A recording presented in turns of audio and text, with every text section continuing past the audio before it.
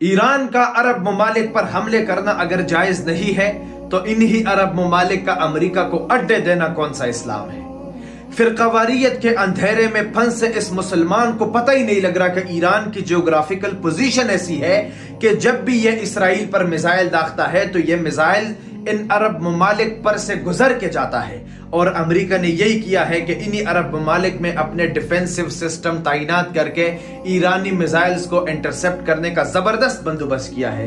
ایران کو مجبوراً ان عرب کنٹریز میں موجود امریکی بیسز پر میزائلز داغنے پڑتے ہیں تاکہ ان کے ڈیفینس سسٹم ڈسٹرب ہو جائیں اور میرے بیلسٹک میزائلز جا کر اسرائیل کو ہٹ کریں۔ لیکن ساتھ ہی میں ایران کے ان میزائلز کے داغنے کا تاریخ بتاتا چلوں۔ اسی ایران کے سپریم لیڈر نے رشیا کے ساتھ مل کر عراق اور سیریا میں 5 سے لے کر 6 لاکھ تک مسلمانوں کو شہید کیا۔ جب بھی ایران کے سپریم لیڈر کو کوئی شہید کہتا ہے تو مجھے اسی لفظ کے ساتھ عراق اور سیریا کے ان حاملہ خواتین اور بچیوں کی چیخیں سنائی دیتی ہیں جو ایرانی میزائلز کا شکار بنی۔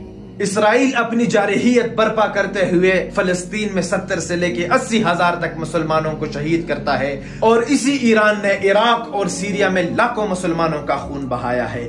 اس پر تاریخ گواہ ہے کہ اسی ایران کے سپریم لیڈر نے، جسے شہید کہا جا رہا ہے، 300 میڈیکل فیسلٹیز کو بھی تباہ کیا ہے۔ اس نے ہسپتالوں تک کو معاف نہیں کیا۔ یہی وجہ ہے کہ میں ایران کے اس جنگ کو ایران کے باؤنڈریز اور نیشنل انٹرسٹ تک محدود کرتا ہوں کہ جب بھی ایران کا ڈرون اور میزائل ایکٹیو ہوا ہے تو اپنے لیے ایکٹیو ہوا ہے، امت مسلمہ کے لیے ایکٹیو نہیں ہوا۔ اگر کوئی یہ دعویٰ رکھتا ہے کہ یہ امت مسلمہ کے لیے ایکٹیو ہوا ہے تو پھر عراق اور سیریا میں لاکھوں مسلمانوں کے خون بہانے کی جسٹیفیکیشن کیا ہے؟